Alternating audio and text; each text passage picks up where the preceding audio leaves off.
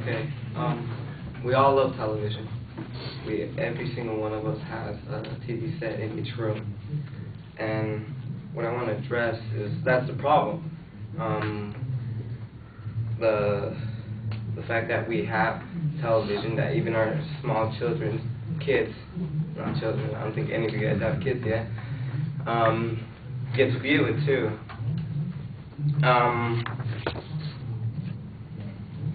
Well, what I want to point out is first thing I want to point out is what's common that parents do with children. The second thing I want to tap on is health issues that television can do.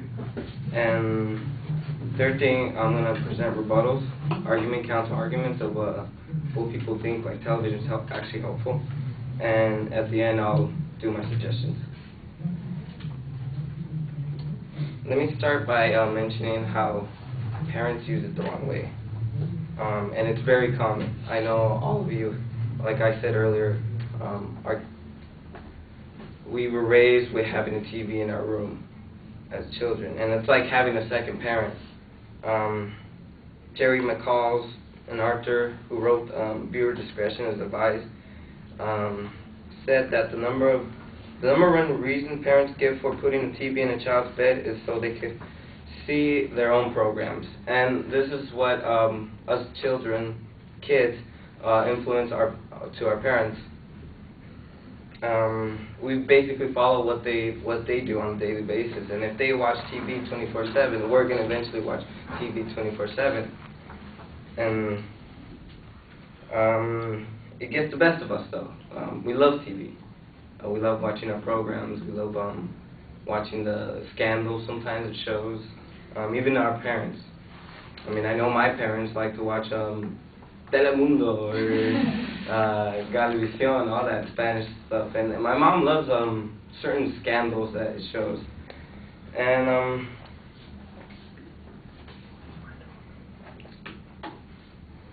but the number's rising. All of us are watching it more and more. In the Kaiser Family Foundation, they did a study that showed that nearly in 24-hour media access that the kids had, children and teens, that going about their daily lives, the amount of time young people spend in entertainment media, which means like video games, computer, internet, and especially television, has risen dramatically. At the age range of 8 to 18, on the average, they spend about 7 hours and 38 minutes on entertainment media. And that's on average. I'm guessing some of you guys have seen more. Spend like the whole 24 hours watching it from the day you wake up to the day you go to sleep, which might be like 2 a.m., 3 a.m., I don't know. And now what I want to point out are the health issues. There's one issue that I found really interesting. That was, let's see, where is it? If I could find it. Great, now I lost it. Well, it was a study that children now. What was it?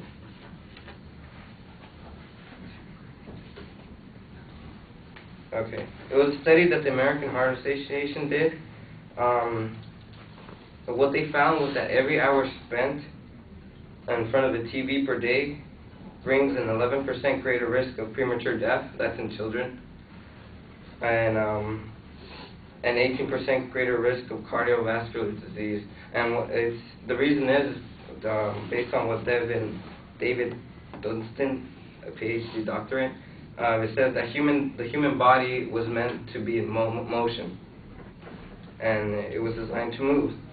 And so the fact that we're sitting down, it's weird because it's like we're shortening our lives even as we sit down. We're supposed to be moving, keep our blood level high and good enough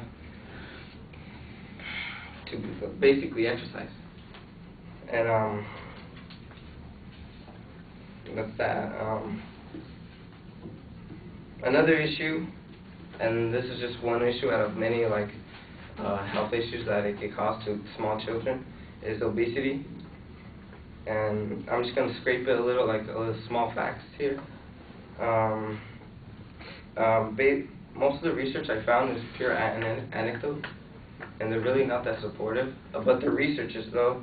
And one thing I found was in the University of Michigan, it stated that TV substitute physical activities, and yes, that's true. I mean, we watch TV instead of like going outside for the most part.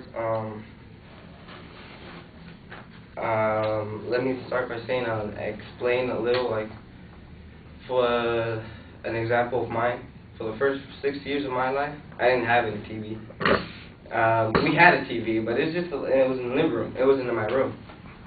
I didn't see much of it. My parents, I thought it was just a box that talked pure Spanish. That's what they would watch. I was like, oh, so I was going outside more though. And I mean, this is just type of habit that I gave myself. I mean, I remember once I used to fly my kite a lot on a daily basis. I mean, it's an effing kite. So I fly it, and I eventually stopped using it because it got stuck in a tree. So when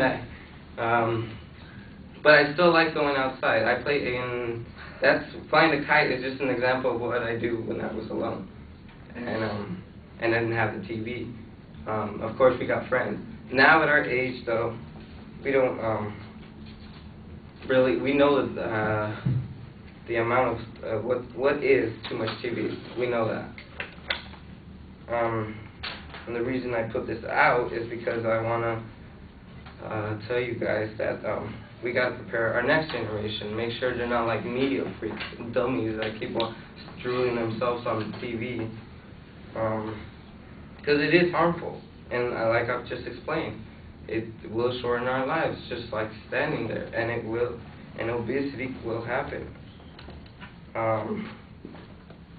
But I mean, there's a type of psychological thing that we have to take care of, and then just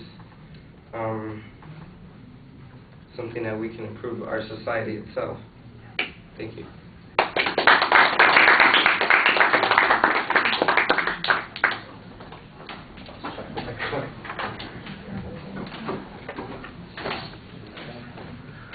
So Matt, what did you think? His eye contact is alright, but he seemed to only look at that side of the class and not over here at all. Feels lonely. Too much looking at note cards. It seemed like he didn't really need them as much as he used them, and looked at them just to not look at everyone else, not to make eye contact. Structure was good, and I guess it could have used more like solutions to the problem, and talked about, I don't know, what you could do to not watch TV. And there were a couple pauses. It seemed like he froze up a little, or couldn't get the right ideas out.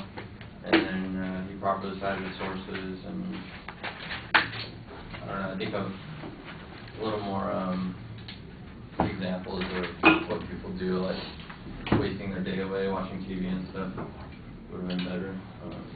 That's it. All right.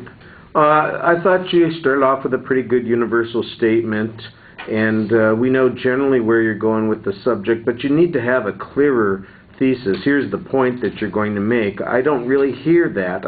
I know what the topic area is going to be. You lay out what the structure is going to be, but ultimately the point of view seems to be that we need to get control over our utilization of television, that it's out of control and we need to do something to control it more. Okay, that's a pretty simple thing to say. So go ahead and say something like that at the beginning so we know that that's ultimately the point that you have. Organizationally, I thought you started off pretty well.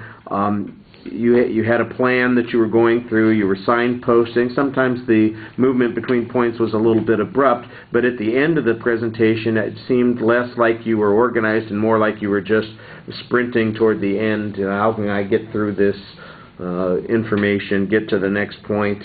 You seem to be wandering around a little bit.